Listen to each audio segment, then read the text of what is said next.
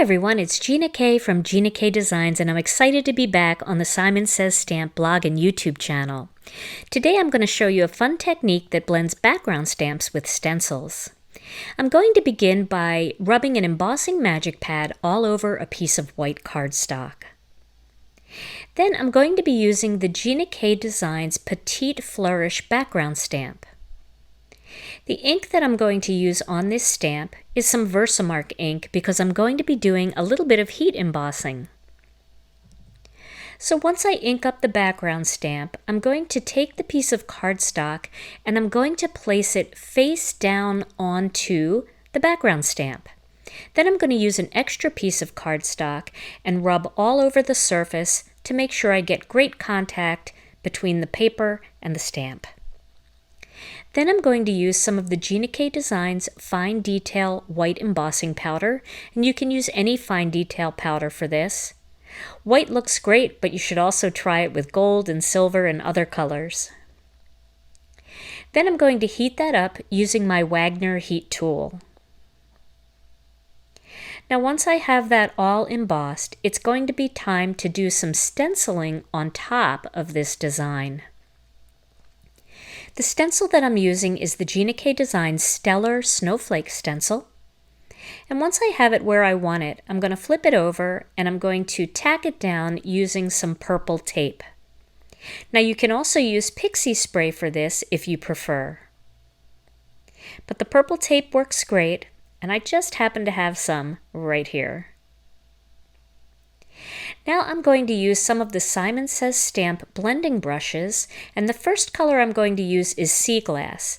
I do have a little bit of another blue on that brush, so I have a nice combination of blue denim and sea glass on this brush, and I actually really like the way the color came out. So you can try doing some color blends by using a darker color first on the blending brush and then mixing in a little bit of a lighter color. So I'm just randomly blending areas over the stencil, and then I'm going to use some jelly bean green and finish out some of those other areas, blending the green into the blue to make more of a green blue and create more of a blend. And you'll see that I go back and forth between the brushes until I get the blend exactly the way I want. And as you can see, that embossed background stamp design is coming through onto that snowflake.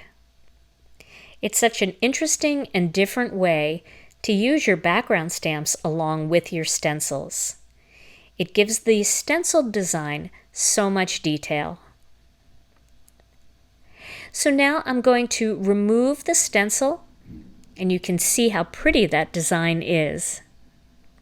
Now once I remove the purple tape, I'm going to just rub over the surface with a microfiber cloth just to make sure I remove any ink that's resting on top of that embossing powder. Next, I'm going to get a little bit of vellum and I'm going to trim it down. I want to put a piece of vellum around the belly of this card.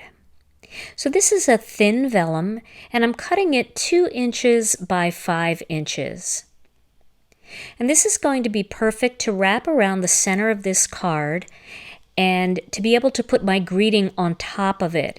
It's just going to make that greeting pop out a little bit more than if I placed it directly on the card.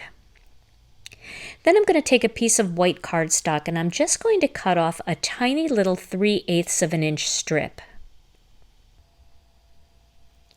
Next, I'm going to use some sentiments from the Sentimental Holiday stamp set.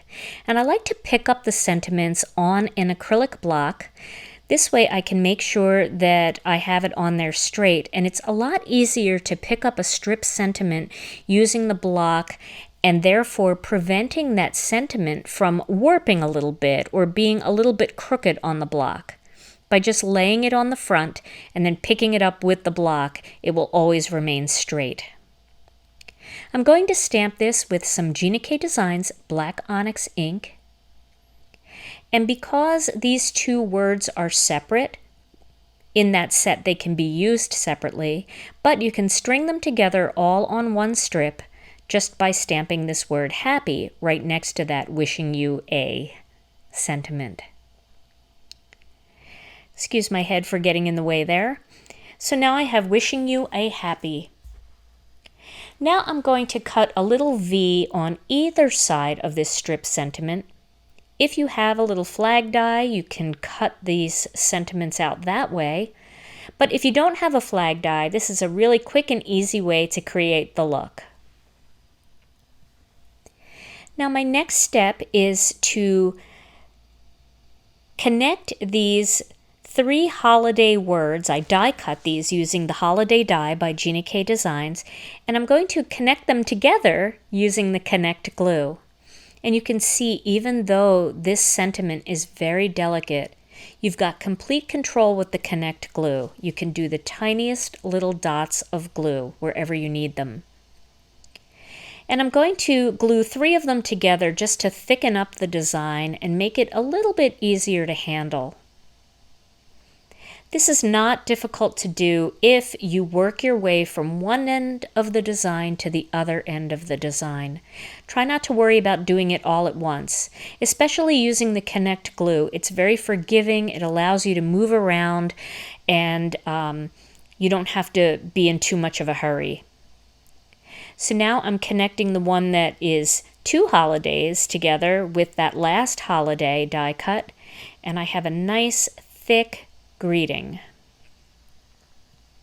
Now you can also ink up the cardstock before you cut the holiday greeting out if you wanted a different color to maybe match, or a blend to match the snowflake.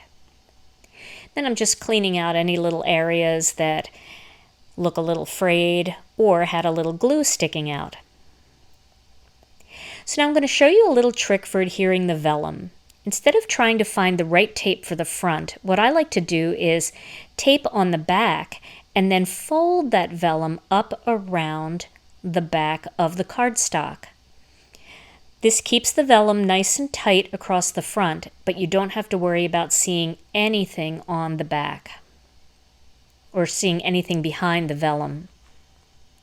So now I'm going to adhere that to this black piece of cardstock, and I'm going to make sure that I tape over that vellum.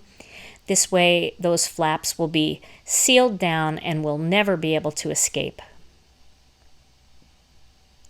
And that's going on to a piece of Gina K Designs black onyx cardstock. And now it's time to add the greeting. So I'm going to start by adhering the little flag to the top of the vellum off to the left. And then I'm going to adhere my die cut piece using connect glue. And I'm going to lay it out to see where I want it. And I just want those little loops of the H, the L, and the D to kind of come up over the flag just a little bit. So again, I'm using the connect glue, and the connect glue holds beautifully to vellum. And remember, it is forgiving, so you can wiggle it around until you get it straight. And because this glue goes on white and dries clear, you don't have to worry if you slide it a little bit and you see the glue. Once it dries, it will just disappear. So I'm going to place that right onto the vellum, and then make sure that the loops are all just resting on the flag. Now you can see there is a dot over the I on holiday, but I want to accentuate that just a little bit, so I'm using one of the Gina K Designs clay heart embellishments. These are the black and white embellishments, black and white hearts, and I'm putting just a dot of connect glue right onto the dot of the I, and then I'm replacing it, or actually placing over it, that black heart. And I just want to press that down and make sure it's nice and secure. And that will hold, again, beautifully with the connect glue. And now this whole panel is going to go onto a white folded note card. This is an A2 size card, so it will fit in all the popular envelopes. So there is my finished card project, and I hope you'll give these tips and techniques a try. Thank you so much for joining me today on the Simon Says Stamp blog and YouTube channel. I hope to see you again soon.